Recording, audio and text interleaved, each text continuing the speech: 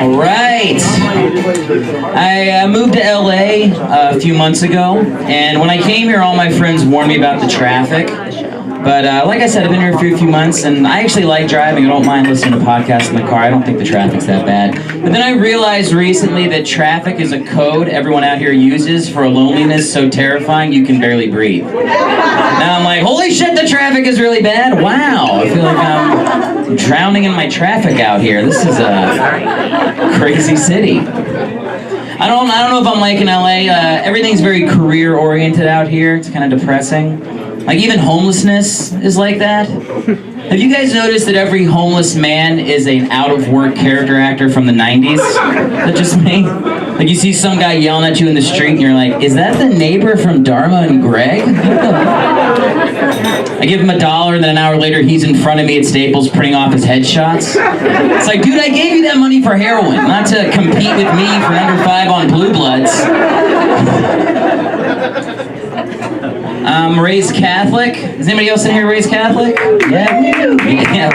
Weird to be that excited, but all right, thank you, appreciate it. I'm raised Catholic. You can tell because I still jerk off with the covers over my head so God can't see me. Am I all right?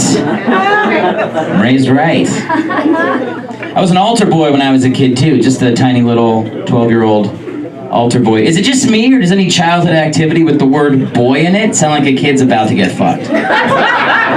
Altar boy, Boy Scout, paper boy, ball boy, bus boy, actual boy. I was way too many boys as a kid. I don't know how I avoided it. I think it was like narrow situational misses though, right? Like I was just Mr. Magooing myself out of getting molested. Like I would drop a quarter and be like, oops, and then a dick would smash into the wall where my head was. Hey, found it! Bye!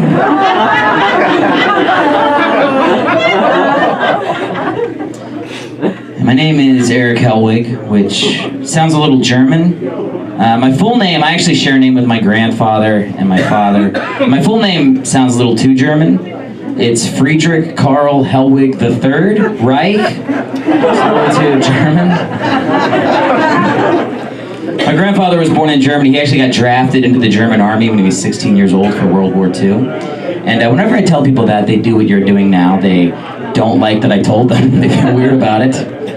And sometimes people get real shitty with me, you know, like Americans in particular. They'll go, oh, Eric, do you feel bad about what Germany did? Just like can't hide their smugness. Do you feel bad about what Germany has done? It's like, no, first off, my grandfather was 16. He was a kid, got drafted. But more importantly, I'm only a quarter German, right? Like, I'm more Mexican than I am German. In fact, the only thing that I am 100% is American, and I feel worse about that right now, to be totally honest. It's like, whose Nazis are in the news now, bitch? Fuck you. You feel bad. Why do I gotta feel bad?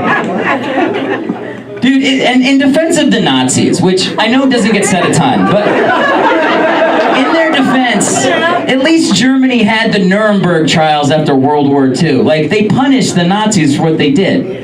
What did America do after our mini-Holocaust? How we built our infrastructure with slavery, there's dead Chinese dudes' bones in the railroad, stop clapping, and we tried to wipe out 500 tribes of Native Americans. Do you know what our Nuremberg trials are? They might change the name Washington Redskins in 30 years. That's the only shit we're gonna do.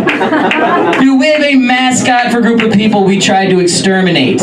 There's no indoor soccer team in Germany called the Berlin Jews. That's all I'm saying. That is all I'm saying. I don't know. It's what are you gonna do? Feel bad about stuff you didn't do? Is that the solution? Maybe it is. I feel bad about the Native American stuff. That stuff bums me out. Like, I just heard the true story of Pocahontas a few weeks ago, and I have not slept well since. I don't know why people are laughing. Do you know the true story? Is that why you're laughing? Yeah. For those of you who don't, this is the true story of Pocahontas. She was kidnapped, raped, forced to marry John Rolfe, was taken away from her family to England. They legally changed her name to Rebecca, which is somehow the saddest thing I've said so far. I don't know how. And then she was murdered when she was 21 years old. Now, in fairness to Disney, I understand why none of that made the movie. It'd be a tough movie to watch. Those British dudes in tin hats show up in Virginia. Pocahontas sees them and walks out of the forest, starts singing. You think the only people who are people. They're like, put her on the boat, we gotta go. Put Rebecca on the boat. Hey guys, it's been a lot of fun. Have a great night. Bye.